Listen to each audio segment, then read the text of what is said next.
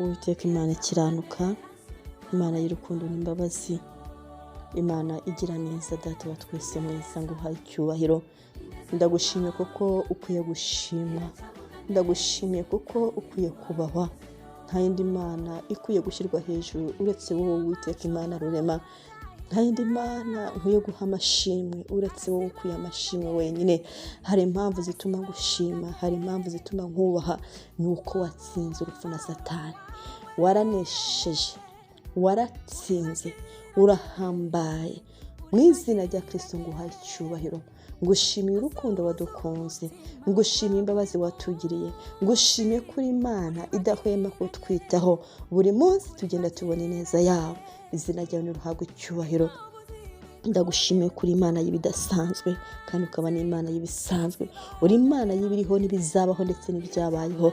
Uri Imana y'ibiri surnaturel, ibintu biri extraordinaire. Urarengeye ibyo amatwi yacu atazi, amaso yacu atabonye, ibintu tutazi. Ubibereye Imana, natwe tubereye Imana. Ubera hose icyarimwe. Haleluya.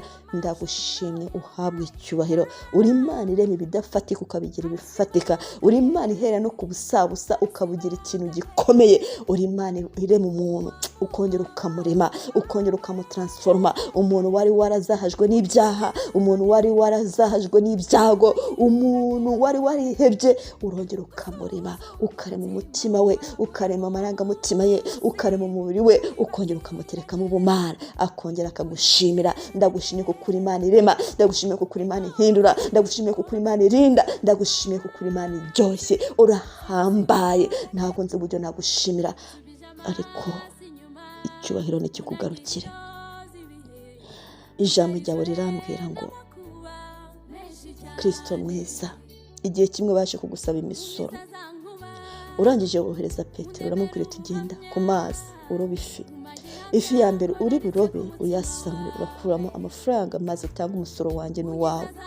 Data, icyo ni igitangaza wakoze mu buzima, ni igitangaza kidasanzwe, ni igitangaza aho abantu tuzi ko tubona amafaranga ariko twavunitse, tubona amafaranga ariko twarushye, tubona amafaranga ariko twakoze, tubona amafaranga twakoreye abandi. Ariko wowe watweretse ko umuntu ashobora kubona amafaranga atanavunitse, watweretse ko umuntu ashobora kubaho ari wowe umubeshijeho, watweretse ko ijambo ryawe gusa iyo uvuze ngo ukora icyo umuntu akagikora gishobora kumubyarira amafaranga, gishobora kumubyarira umugisha. Icyo gitangaza, ubwo buzima bw'ubutangaza ndaburemye ku buzima bwawe. Ndakwakiriye muri njyewe Kristo mwiza kugira ngo udekanshe ubuzima bw'igitangaza muri njyewe. Ubuzima bwakira ibidasanzwe ndabwakiriye muri njyewe. Ubuzima bwo kubona ubutunzi mu buryo budasanzwe ndabwakiriye muri njyewe. Aho abantu batazi ko amafaranga ava njyewe nzajya nyahabona, aho abantu batazi ko imigisha iva njyewe nzajya nyihabona, ahantu abantu batamenyereye njyewe nzajya mpagirira umugisha. Nzabona umugisha ku manywa, mbona umugisha nijoro, nzabona umugisha nakoze naba ntanakoze. Mu izina rya Kristo mbaye umunyamugisha.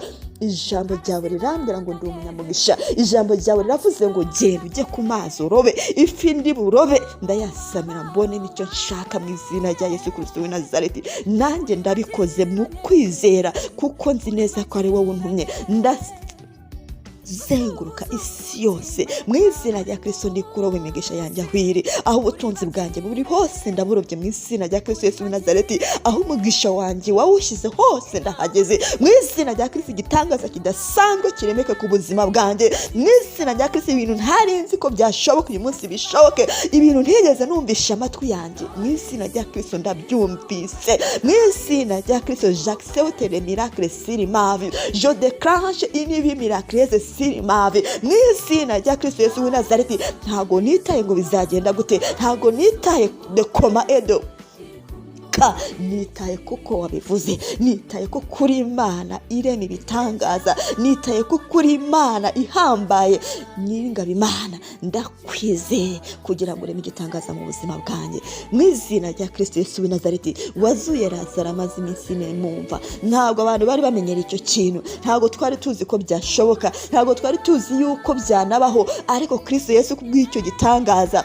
wakoze kwa Lazaro, nanjye nyingaba Imana ndakwa ndakwakiriye muri njyewe, mu rugo rwanjye, muri famiye yanjye, udekaranje igitangaza kidasanzwe, uzure ibyari byarapfuye byose mu izina rya Kristo Yesu w'i Nazareti. Hari ibyo Satani yari yarishe, ariko ngwino mu buzima bwanjye ubizure mu izina rya Kristo. Uzure ubutunzi bwanjye, uzure inshuti zanjye, uzure famiye yanjye, uzure akazi kanjye, uzure umubiri wanjye mu izina rya Kristo. Uzure madignite, uzure reputation yanjye, uzure, wongere uzure nk'uko wageze kwa Lazaro, yari yaramaze kunuka, urongera uramuzura. Nyiringabo Imana, aho wageze bihinduka bishya, aho wageze igitangaza kirakoreka, aho winjiye amateka arahinduka. Injira muri njyewe, hera muri njyewe, à l'intérieur de moi, hera muri njyewe unyicaremo, hera muri njyewe nkundire muzima, hera muri njyewe undemareme, hongera muri njyewe, wongere uzure urukundo muri njyewe, wongere uzure amahirwe muri njyewe, wongere uzure igikundiro, uzure icyubahiro, wongere uzure imigisha, wongere undemareme, maze winjire mu muryango wanjye, winjira aho nkorera, winjira aho ntuye mu izina rya Kristo Yesu w'i Nazareti. Ureme igitangaza, nakira ibitangaza bituruke mu kiganza cyawe, nakira ibitangaza biturutse mu ijambo ryawe. Iyo uvuze igitangaza kiraba, ndakwinginze vuga igitangaza kize, vuga igitangaza kikoreke. Ubuzima bw'ubudasanzwe ndabwemereye, ubuzima bw'ubudasanzwe ndabwakiriye kubera wowe mu izina rya Kristo Yesu w'i Nazareti. Ntabwo nitaye ngo ni gute bizagenda Kristo mwiza, kubera ko nitaye ko wowe uri mu buzima bwanjye, nitaye ko wowe wahageze, nitaye ko tuvugana buri munsi, nitaye ko urukundo nkunda, nitaye ku mubano tufitanye, nitaye ko ukuri inshuti yanjye, nitaye ko wangiriye neza, wankunze akaramata. Ibyo nibyo bigiye gutuma unkoresha iby'ubutwari, ukankoresha ibitangaza, nanjye ngahinduka igitangaza. Ngiye kuba igitangaza mu bantu, ngiye kugira ubuzima bw'ibitangaza. Ibitangaza bigiye kujya biza uko mbishatse. Ibitangaza biratungurana, ntabwo nzajya nabitegura, ntabwo nzajya nabitekerezaho, ntabwo nzajya nabyitaho. Njyewe nzajya nicara ibitangaza bize, nzajya ngenda mu nzira mbona ibitangaza, nzajya ndi mu kazi mbona ibitangaza. Ubuzima bw'ibitangaza ndabufunguriye mu buzima bwanjye, umuryango w'igitangaza ndawufunguriye, amahirwe ndayemereye mbere ubuzima mu izina rya Kristo Yesu w'i Nazareti. Gutungurwa n'Imana ndabyemereye mu izina rya Kristo, imigisha y'intungura mu izina rya Kristo Yesu w'i Nazareti. Ndabyakiriye, ndabyactivatinze, nakiriye Yesu adekansha ubwo buzima kuri njyewe mu izina rya Kristo Yesu w'i Nazareti.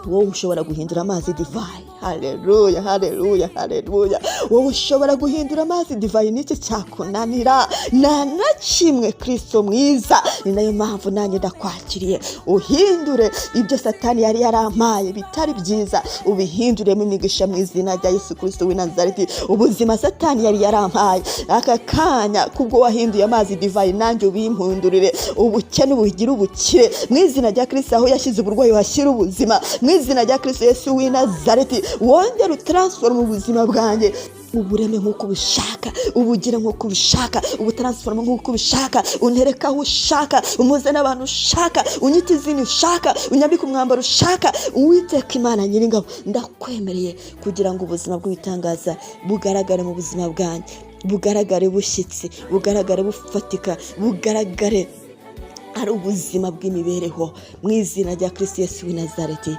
Urakoze ko kuri nyiri ibitangaza, urakoze ko kugira neza. Nguhaye karibu mu byanjye no mu